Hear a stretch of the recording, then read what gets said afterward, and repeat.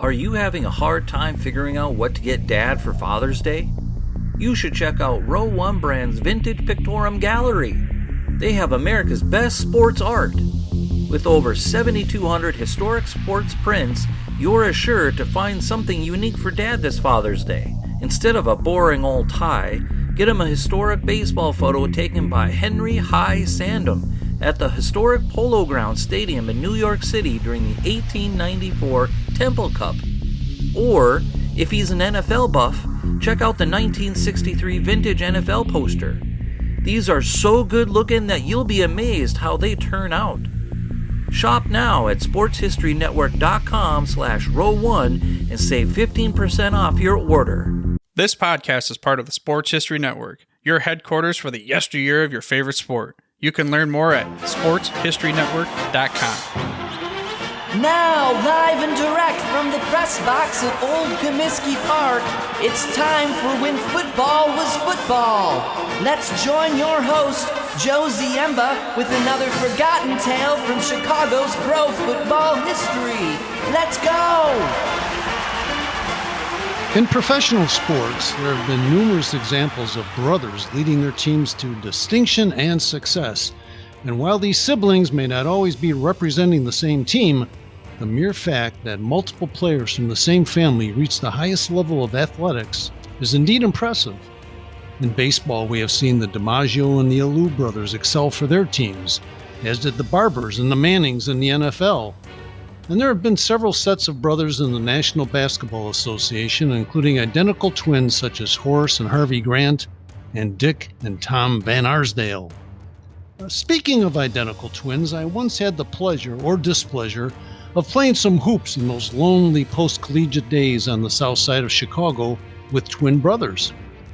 While we won't mention their names to protect the innocent, as well as protecting them for any possible plaintiffs still seeking damages from their sharp elbows all these years later, we'll simply call them the Fritz boys. Now, these gentlemen were identical 6'8" twins with both different playing styles and different personalities. One brother, who was nicknamed Darth for obvious reasons, was a very aggressive and tough big man who often found himself in foul trouble at the half for minor infractions such as muggings, elbows to the head, and slight pushes into the baseline walls. This problem was easily solved at halftime when his brother, known as the Good Fritz, would simply exchange jerseys with his siblings at the halftime break. The Good Fritz was more of a finesse player with a deadly outside shot, but one who rarely experienced foul trouble. As such, his brother Darth could collect 3 or more fouls in the second half, easily frightening any inside opposition who surmised that taking an ill-advised outside shot was much, much better and safer than a possible beheading by driving on Darth, who was also known as the Mean Fritz. After the game was over, both Fritz boys were very pleasant during team discussions, although the Good Fritz wouldn't stop talking until addressing his 6th beer, while Mean Fritz wouldn't start talking until he reached that same milestone. But all of this chatter about brothers merely serves as the introduction to this episode of When Football Was Football. Our program today will focus on a pair of brothers who are nationally known for their stardom on the fields of the Ivy League, but also demonstrated exceptional ability on the professional level with the Chicago Cardinals in the very early days of the National Football League. And yet, long after they left this planet, the brothers continued to have a presence at every single game of the NFL, even if no one really knew their name, or should I say, any of their names. This surprising story began way back in the late 19th century when the brothers were born in Chicago. Perhaps you remember the football-playing Horwitz brothers. No? Or maybe you might recall them as the McMahon brothers of the Chicago Cardinals. If not, then maybe the name Horween will certainly ring a bell. While this revolving door of names may sound mysterious and intriguing, there were valid reasons for the boys to answer each of those labels, both before and during their playing careers. The oldest brother was born on August 3rd, 1896 as Ralph Horwitz.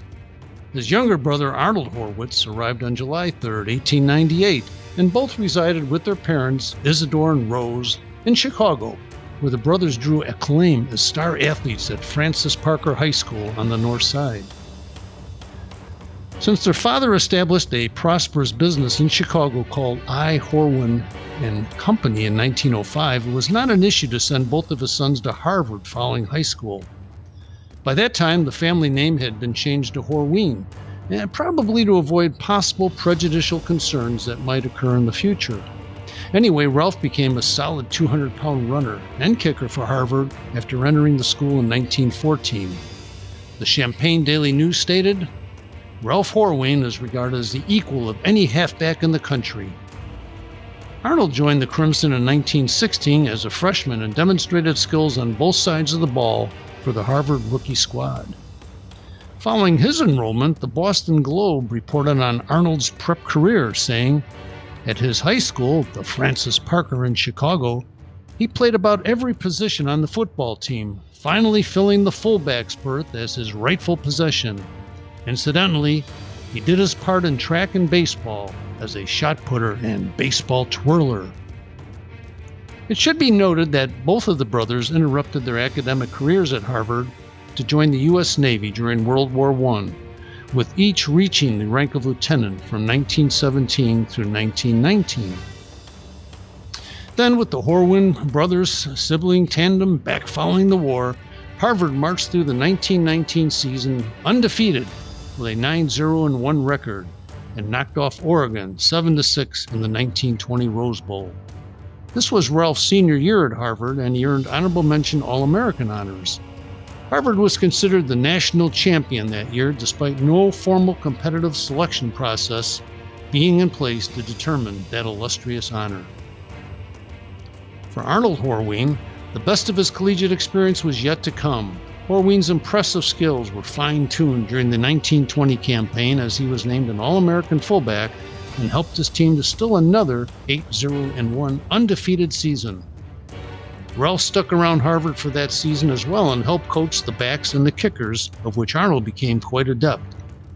The Boston Globe praised the all-around play of Arnold Horween as well by stating, "He is the man who hits the line for the 2 yards needed for first down, or the last yard at the enemy's goal. As a defensive fullback, he is the man who plugs the middle of his line, taking all the smashes that come his way, playing a killing game, getting in on 90% of the plays in the enemy offensive." By 1921, both of the Horweens were still looking for action on the gridiron and were granted that opportunity by the Chicago Cardinals of the new American Professional Football Association, which would become the National Football League a year later. There was just one slight problem, and you'll like this one: their mother. Despite both of the brothers having accumulated a rich resume in war, academics, and on the football field, their mother Rose was not happy with the idea of her sons joining the perceived rabble-rousers who ran the hideous professional football circuit. So, in order to deceive dear old mom, the Horween brothers took on still another name. This time it was McMahon, oddly an Irish name. So it was only an initial letter that appeared on the first name of each of the McMahon brothers in the surviving Chicago Cardinals programs for those years. Ralph was listed as R. McMahon, and Arnold, logically, became A. McMahon. Both joined the club in 1921, with Ralph concluding his pro career in 1923, while Arnold played through the 1924 season.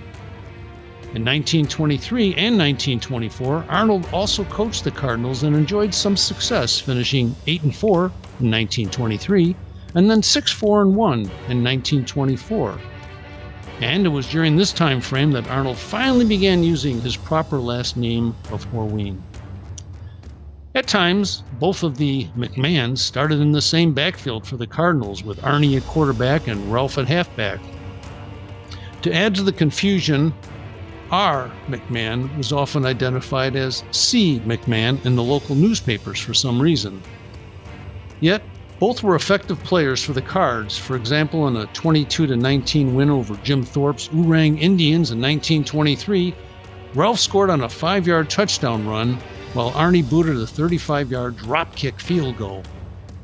At the time, Chris O'Brien, owner of the Cardinals, stated that Arnold Horween was the greatest player ever to become associated with professional football. Although early NFL records are very sketchy, Arnie was credited with appearing in 32 games for the Cardinals during his career, while Ralph played in 22 contests. Ralph received some additional notoriety very late in his life when in 1996 he was recognized for being the first former NFL player to reach the age of 100. After leaving the Cardinals, both of the Horween brothers were immensely successful. Older brother Ralph went back to Harvard and received his law degree and then bounced back to Chicago, where he embarked on a fruitful legal career, while also being involved in patents and oil and gas legislation. When Ralph Horween passed away on May 26, 1997, at the age of 100, he was indeed the oldest NFL player at that time. Arnold also returned to Harvard in 1925 as the head football coach of the Crimson. Horween compiled a 30-25-1 record through 1930 when he resigned from his position to join the family business full-time. Sadly, Horween was often unfairly targeted for his coaching decisions at Harvard due to his Jewish heritage. Arnold then moved back to Chicago and became involved in the management of his father's business, now called the Horween Leather Company. Along with his brother Ralph, Arnold Horween oversaw significant growth in the business and became president and chairman of the company in 1949. He passed away on August 5, 1985, at the age of 87. And yet, the Horween business remains to this day on the north side of Chicago and continues to play a very important part in the game of football. The Horween Leather Company has supplied and continues to supply the leather needed in the construction of footballs used in the National Football League. However, ladies and gentlemen, please note that the old familiar pigskin as we knew it is really now made out of cowhide. Thank you for sharing some time with us on this episode of When Football Was Football on the Sports History Network. Please join us next time when we'll look into the rare story about how two Chicago pro football legends achieved tremendous success coaching in the Canadian Football League. Thank you.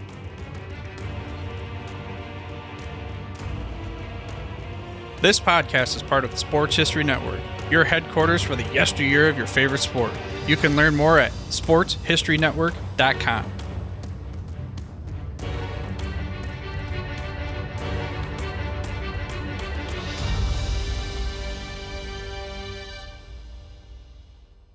At the Sports History Network, we're all about sports yesteryear, and so we're so pleased to introduce you to Row One, an online memorabilia gallery and shop that brings your sports history to life anywhere. The Row One gallery includes over 5,200 gorgeously reproduced prints of team posters, game program covers, game tickets, advertisements, and more in baseball, pro and college football, pro and college basketball, and more. And any gallery item may be printed in a variety of sizes on wood, metal, canvas, acrylic, or poster paper. And in Row One shop, check out the thousands more of unique items with the retro and historical designs dating back to 1876, including t-shirts, long sleeve shirts, phone cases, mugs, blankets, pillows, towels, and even shower curtains.